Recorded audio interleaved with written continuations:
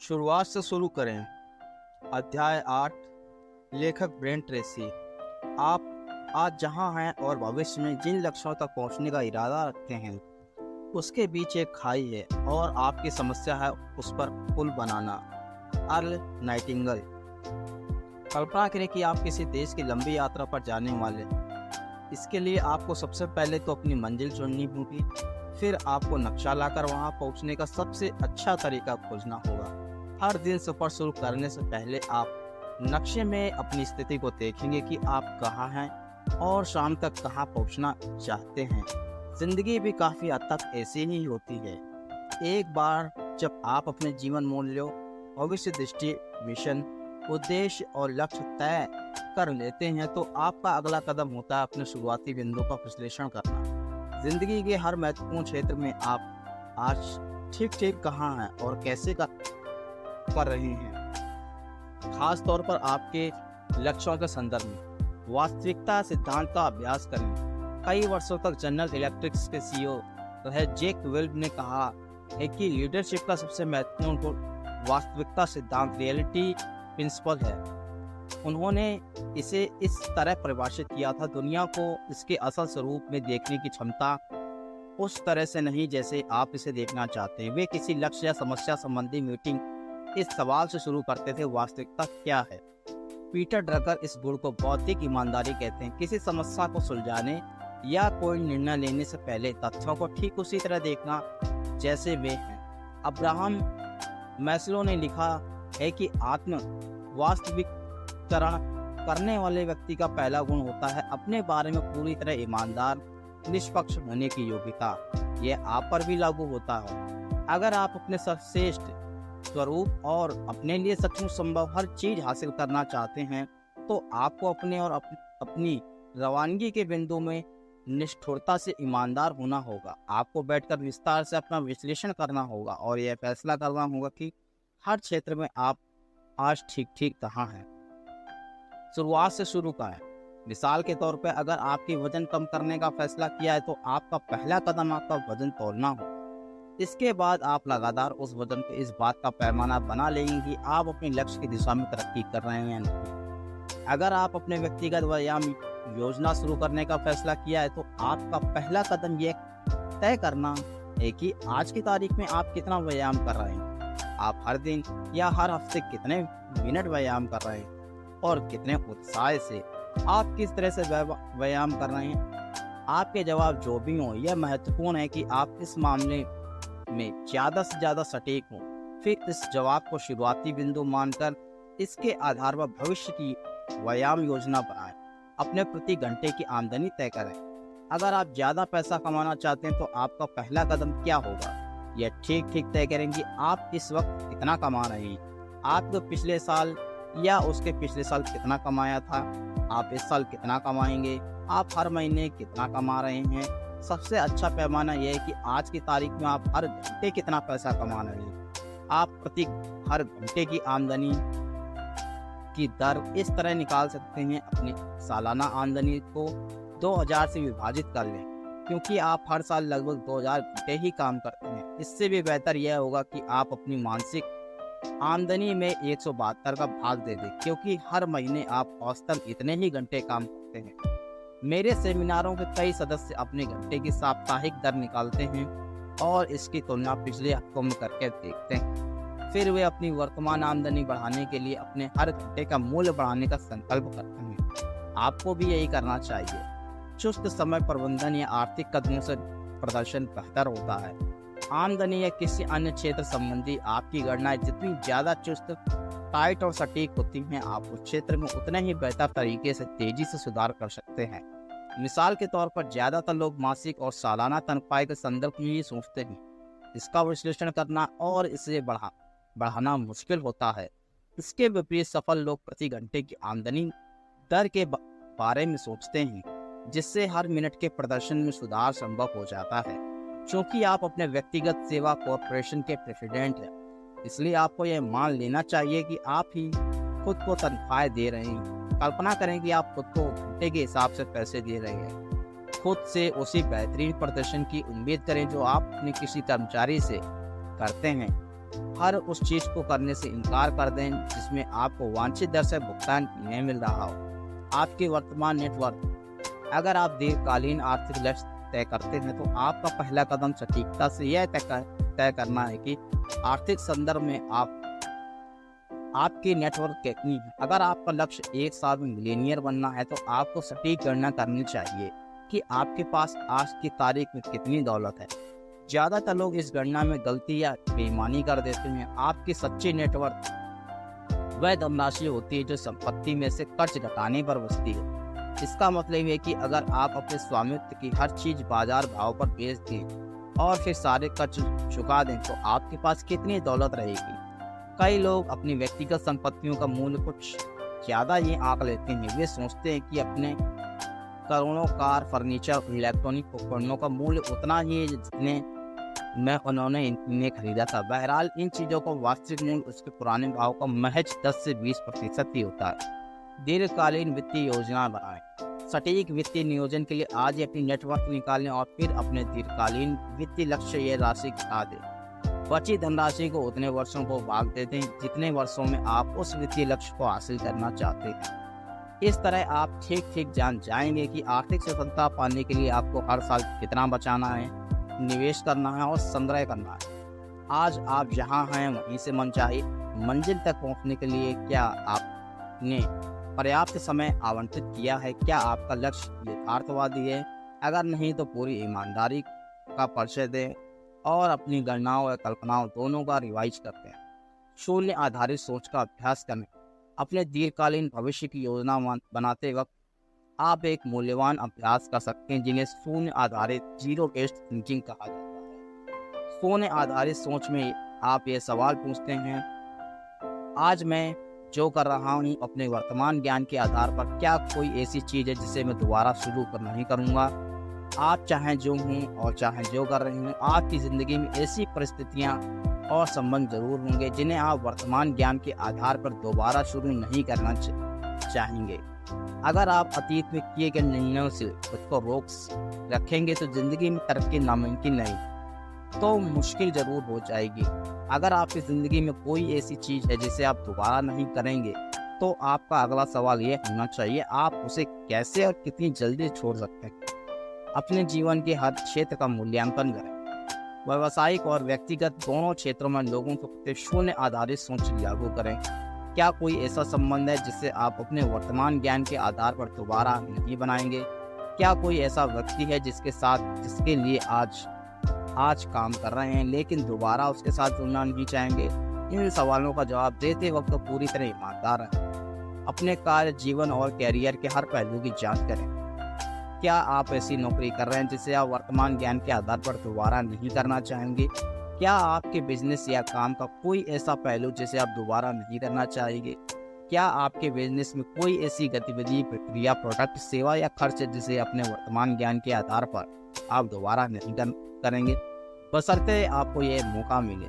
लोगों और कामों के बाद अपने निवेशों पर गौर करें। क्या समय, धन या भावना का कोई ऐसा निवेश है जिसे आप अपने वर्तमान ज्ञान के आधार पर आज नहीं करेंगे? अगर जवाब हाँ है तो आप इससे बेहतर कैसे निकल सकते हैं और कितनी जल्दी? आवश्यक परिवर्तन करने के लिए तैयार रहें। मेरा एक अच्छा दोस्त है जो हाई स्कूल और यूनिवर्सिटी में गोल्फ खिलाड़ी। कुंवारेपन में वह हफ्ते में कई बार गोल्फ खेलता था। उसकी पूरी जिंदगी गोल्फ पर केंद्रित थी, यहाँ तक कि वह जाड़े में दक्षिणी इलाकों में पहुंच जाता था जहां गोल्फ कोर्सों पर बर्फ नहीं जमती थी। बाद में उसने एक बिजनेस शुरू किया, शादी और उसके बच्चे हुए, लेकिन वह अब भी हफ्ते में कई बार गोल्फ खेलने के शिकंजे में फंसा था। अंततः गोल्फ में बहुत ज़्यादा समय लगाने से उसका बिजनेस, वैवाहिक जीवन और बच्चों के साथ उसके संबंध प्रभावित नहीं होने लगे। जब तनाव बहुत बढ़ गया तो उसने अपनी गतिविधियों के बारे में शून्य आधारित सोच का इस्तेमाल किया। तब जाकर उसे एहसास हुआ कि वर्तमान ज्ञान के आधार पर उसे गोल्फ को बहुत कम ही करना पड़ेगा अगर वह जिंदगी के अन्य लक्ष्य हासिल करना चाहता था जो अब ज्यादा महत्वपूर्ण थे। गोल्फ के समय में कटौती करके उसने सिर्फ कुछ हफ्तों में ही जिंदगी का संतुलन वापस पा लिया। यह सिद्धांत आप किसी तरह लागू हो सकता है। किस समय साध्य गतिविधियों को आप कम कर सकते हैं या खत्म कर सकते हैं। परिस्थितियां लगातार बदलती रहती हैं। आप जो भी निर्णय लेते हैं उसमें से 70% समय के साथ गलत साबित होंगे। शायद पुरानी परिस्थितियों में आपका निर्णय या संकल्प सही रहा हो, लेकिन हो सकता है कि अब स्थिति बदल गई हो और दोबारा इसे शून्य से शुरू करने का समय आ गया। आमतौर पर यह जान सकते हैं कि आपको शून्य आधारित सोच कब लागू करनी चाहिए। प्राय यह बहुत तनावपूर्ण स्थिति होती है जब भी कोई ऐसी चीज होती है जिसे आप अपने वर्तमान ज्ञान के आधार पर दोबारा शुरू नहीं करना चाहेंगे, तो आपको लगातार तनाव, चिढ़ और क्रोध का अनुभव होता रहता है। कई बार लोग किसी व्यवसाय के निजी संबंध को सफल बनाने की कोशिश में बहुत वक्त लगा देते हैं, लेकिन अगर आप शून्य आधारित सोच का इस्तेमाल करें तो ज्यादातर मामलों में सही समाधान अक्सर यही होता है कि संबंध को पूरी तरह खत्म कर दिया जाए। इकलौता असल सवाल यह है कि क्या आप में अपनी पुरानी गलती मानने और स्थिति को सुधारने के लिए जरूरी कदम उठाने का साहस है।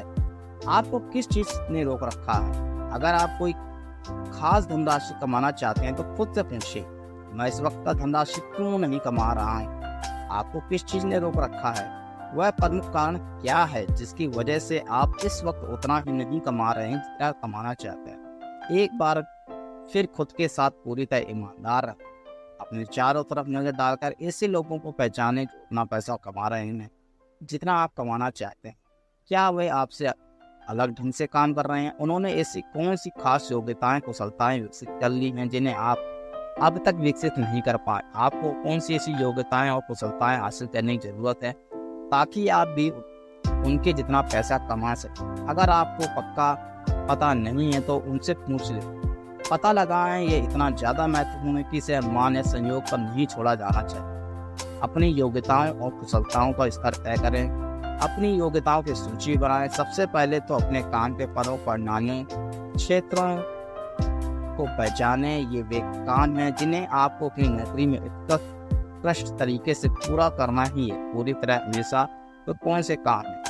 हर नौकरी में शायद ही कभी 5-7 से ज़्यादा प्रमुख परिणाम होते होंगे।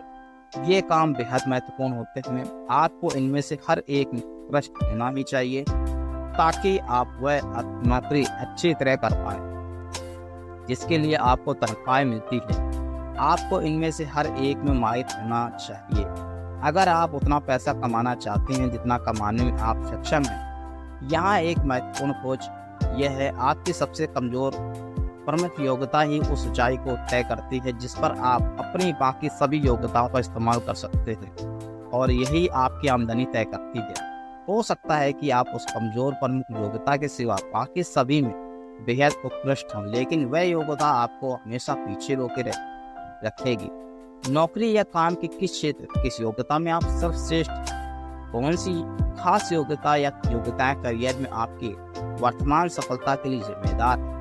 वह कौन सी चीज है जिसे आप दूसरों से बेहतर करते हैं? अपने सबसे कमजोर क्षेत्रों को पहचानें। एक बार जब आप इन सवालों का जवाब दे दें तो आईने में खुद को देखकर पूछें, मेरे सबसे कमजोर योग्यता क्षेत्र कौन से हैं? वह कौन सा काम है जिन्हें आप सबसे खराब तरीके से करते हैं और जिससे अन्य योगदान का इस्तेमाल करने में बाधा आती है? किस काम में दूसरे लोग आपसे बेहतर हैं? खास तौर पर आप में किन प्रमुख योग्यताओं की कमी है जो आपकी सफलता के लिए अनिवार्य है? चाहे वे जो भी हों, आपको सटीकता और ईमानदारी से उन्हें पहचानने और फिर हर क्षेत्र में बेहतरीन की योजना बनाने की जरूरत है।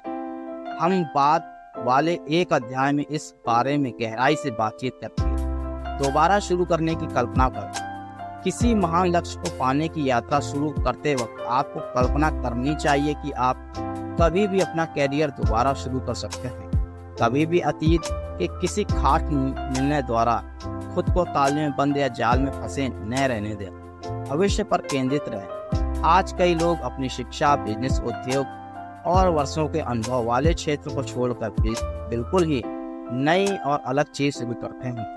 वे ईमानदारी से यह पहचान लेते हैं कि वे जिस दिशा में जा रहे हैं वहाँ उनका भविष्य सीमित है, इसलिए वे किसी ऐसी चीज करने का संकल्प करते हैं जहाँ भावी संभावनाएं ज्यादा बड़ी होती है। आपको भी ऐसा ही करना चाहिए।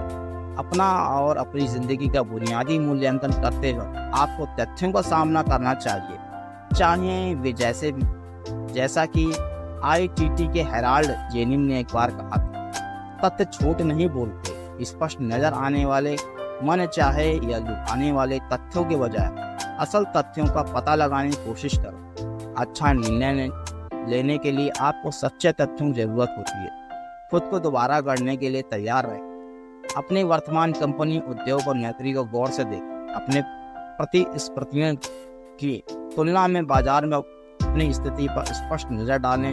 खुद को दोबारा गढ़ने के पीछे हटकर यह सोचें कि वर्तमान ज्ञान के आधार पर आज आप अपना करियर दोबारा कहाँ शुरू करेंगे। कल्पना करें कि आपकी नौकरी, उद्योग रातों रात गायब हो चुके हैं। कल्पना करें कि आप करियर के संबंध में बिल्कुल नया चुनाव करना है।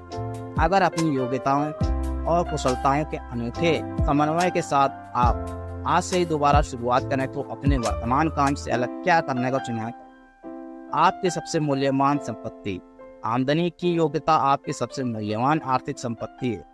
आमदनी की योग्यता का मतलब है अपनी योग्यताओं, कुशलताओं को बाजार में बेचने की योग्यता।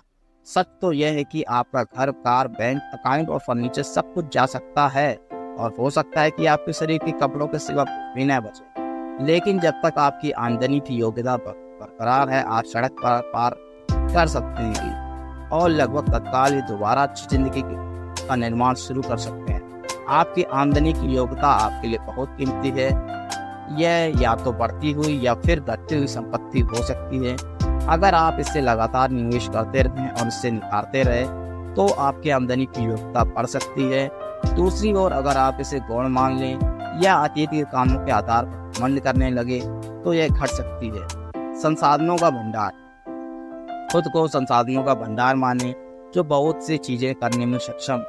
आपके पास बहुत सी योग्यताएं, कुशलताएं, ज्ञान, गुण, शिक्षा, अनुभव है। ऐसे बहुत सारे काम और नौकरियां हैं जिन्हें आप बहुत अच्छी तरह कर सकते हैं, सीख सकते हैं। कभी भी खुद को किसी खास कार्य योजना के ताले में बंद न रखें। खास तौर पर अगर आप अपने करियर की वर्तमान दिशा से खुश नहीं। मानसिक रूप से दोबारा शुरुआत करने की कल्पना करें जैसे आप अपना करियर नए शुरू से शुरू कर रहे हैं। इस दौरान अपने भीतर गहराई तक देखें।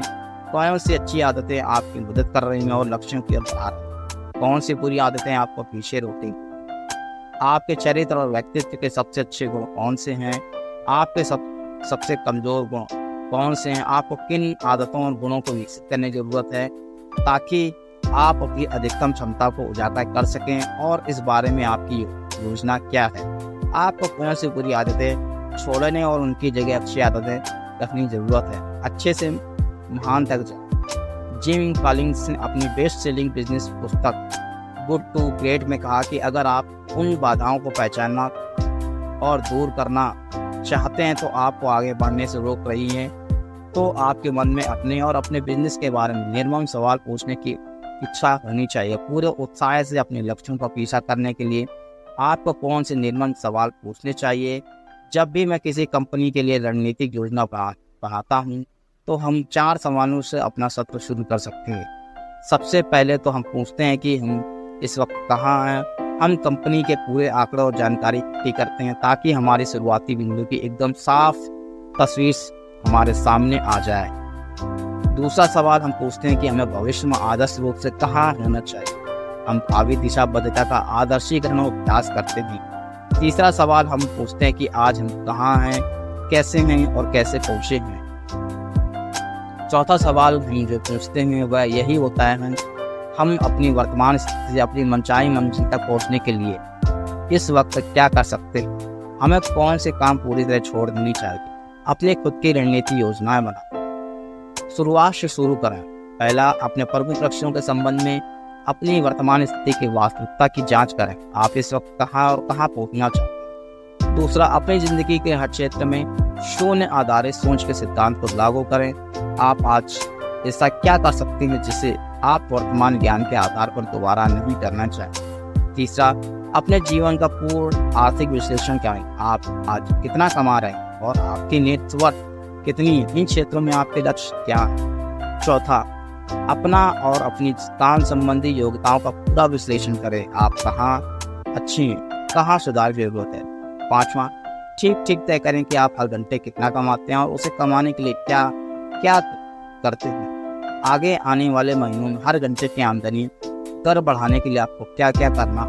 छठा, कल्पना करें कि आपका भविष्य हर मायने में आदर्श हो चुका है। उस सपने को साकार करने के लिए आपको क्या होने, बनने, क्या करने की ज़रूरत है। तो धन्यवाद दोस्तों। चैनल को लाइक करें, सब्सक्राइब करें और वीडियो को शेयर करें।